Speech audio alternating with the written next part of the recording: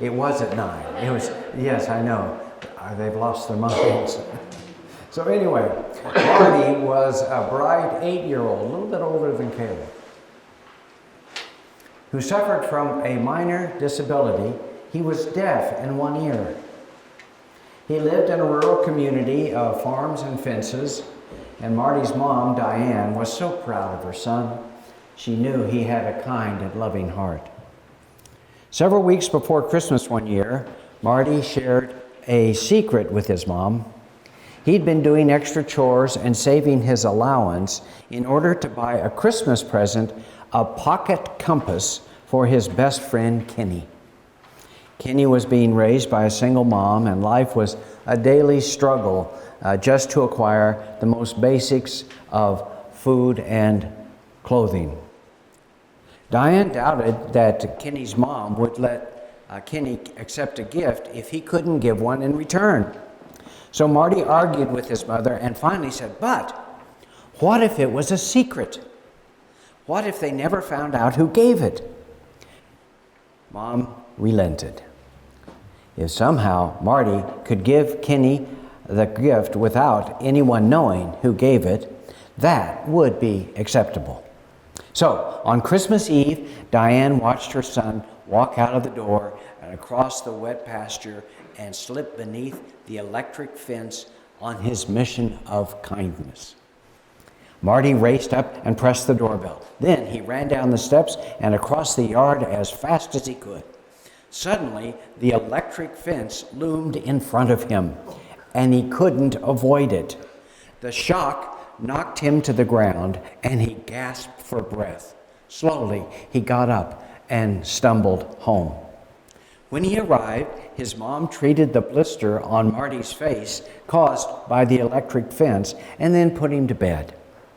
That night, as Diane tucked Marty in, she silently complained to God for allowing her son to be hurt when he was performing a good deed. The next day, however, Kenny came to the front door excitedly, talking about his new compass.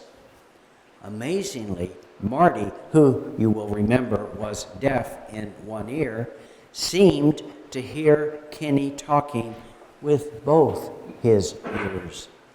A few weeks later, the school nurse confirmed what Diane suspected. Marty's hearing in his deaf ear had been completely restored. Though the doctor said it might have been the shock from the electric fence, Diane believed it was a Christmas miracle.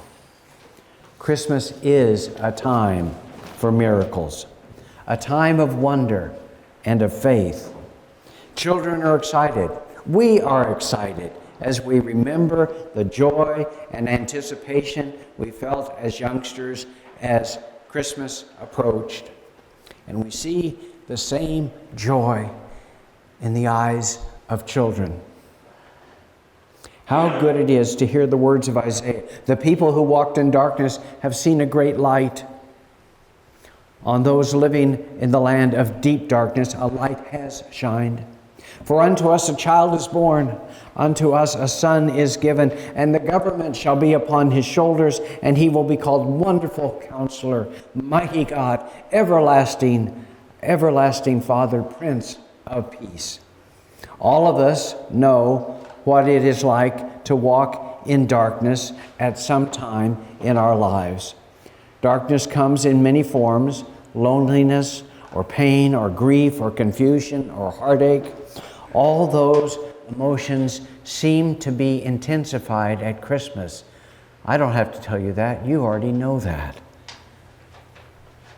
It's no accident that Christmas falls just after the shortest day of our year, December 21st, known as the winter solstice, the day that we receive the least amount of direct sunlight. Many are familiar with the term seasonal affect disorder, SAD. Periods of darkness can bring on depression and melancholy and sadness, but at the darkest time of the year, our world turns a corner. Our days will get longer. There will be a little more sunlight each day. Christmas reminds us that light is coming into the world. You know, it's amazing how a baby can change your life. But one baby changed all of our lives. A light shines in the darkness. You know, James Moore tells a story about a man who was experiencing darkness in his life. He had suffered a stroke, which affected his legs, his arm, and most of his speech. He was frustrated because he was unable to communicate with other people, especially with his wife. His life was filled with loneliness and some anger. One day, his pastor came to visit, and the pastor found it difficult to communicate. As the pastor was getting ready to leave, he remembered reading that some stroke victims can sing even when they cannot talk. The pastor began singing, "Silent night, holy night, all is calm, all is bright." It seemed like a miracle, but the man who suffered the stroke, the man who had such difficulty communicating with anyone, also began singing. No stuttering, no breakdown in forming words. He just sang. Round young virgin, mother and child, holy infant, so tender and mild. As the man reached for his pastor's hand, his wife joined in the singing. Sleep in heavenly peace. Sleep in heavenly peace. We finished, the pastor said. The man smiled, and God was there. As I was working on this message, Carol received a text from a woman who was in our youth group 40 years ago, whose mother is very ill and dealing with loss of memory. Oftentimes, when family members come to visit her, she doesn't know who they are.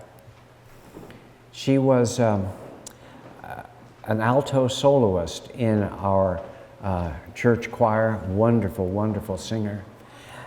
And she has a hospice chaplain who visits once a week, and he sings with her. And they sing the carols, and she never misses a word, and she never misses a note. It's a Christmas miracle. Butch knows this when he goes to the healthcare center. There are people, we have music books, they don't read the books, they can't read the words. We start to sing, and they know every word. It's a part of them, and it is a Christmas miracle.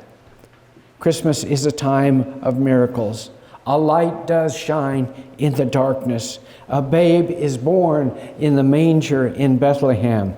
So rejoice, for our light has come. Thanks be to God. Amen.